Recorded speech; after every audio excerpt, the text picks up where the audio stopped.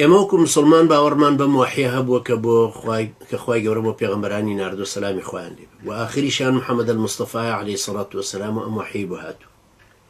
ئەم وحیە علمی خواییە، علمی پێغەمبەری نازدارە عەلەیهی سەڵات وەسەلام کە حیکمەتەکەی یعەللیمهم الکتاب والحیکمە، ناسینی واقعەکە کە ئەم دەقانەی تایە ئەچەسپێنین کەوابوو ئێمە پێویستیمان بە زانستی شەرعی هەیە.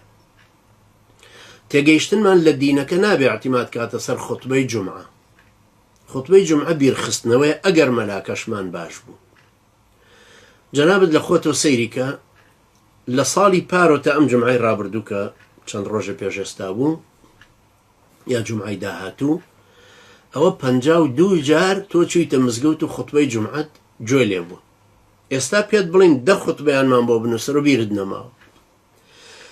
چونکە تەبیعەتی خوتبەی جومعە وایە تۆ ئەچی بۆ ئەداکردنی عیبادەتێک، هۆشت لای ئەمەیە کە فەرزەکەت لەسەر شان لاچوو.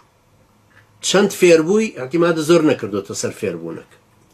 بیرخستنەوەکەت یارمەتی دەرت بوو بۆی زیاتر پابند بی. هەندێکیش لەو عیلمە کە مامۆستاکە باسی کردووە لە مێشکتا ماوەتەوە، بەڵام مبەرمەج نییە، مەنهەجی نییە. بۆیە ئێمە پێویستیمان بەوە هەیە بۆ ئەوەی لە دینەکە باش تێبگەین، پێویستیمان بە خوێندنی زانستی شەرعی هەیە. خوێندنی زانستی شەرعیەکەش چەندین لقوپۆپی هەیە.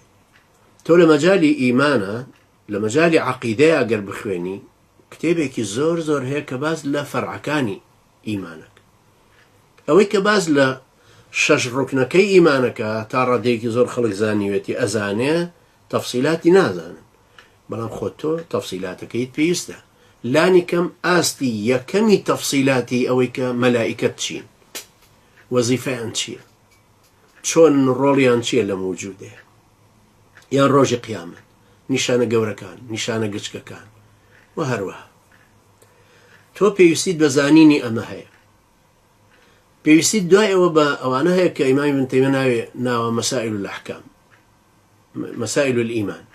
مەسائل الئیمان بریتیە لە پێناسەی باوەڕەکە، بەشەکانی باوەڕ، مەرجەکانی باوەڕ، ئەنجا پێچەوانەکانی باوەڕ، لقەکانی باوەڕ، کەژڵین پێچەوانەکان شرک و کوفر و نیفاق و فسوق و جاهیلیەت و هەمووی گەورەیانی، شرکی گەورە و کوفری گەورە ئەوان هەر یەکێک لەمانەش پێویستی بە زانینێکە. ئەنجا سنوورەکانی کوفر و ئیمان، زانینی وەلا و بەڕا و دۆستایەتی و دژمنایەتی. باسەکان لەسەر عەقیدە زۆرن. تۆ خۆ ئەبێت لانی کەم مستەوایەکت لەم ئاستەیە بڕی بێ.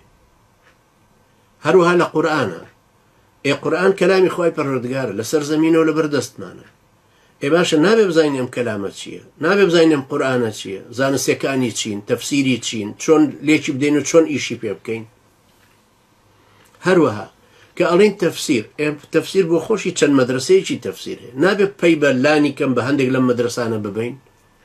نابێ بزانین ئەمە مەدرسەیە کە ئێتیمامی بە تەفسیر القورئان بالقورئان دا وەکو ئیبن کەثیر، یان ئەمەیان کەلامیە وەکو هی ڕازی، یا ئەویان معتەزیلەیە وەکو هی زەمەخشەری، یا ئەویان هی سۆفیە وەکو خازن و هەروەها.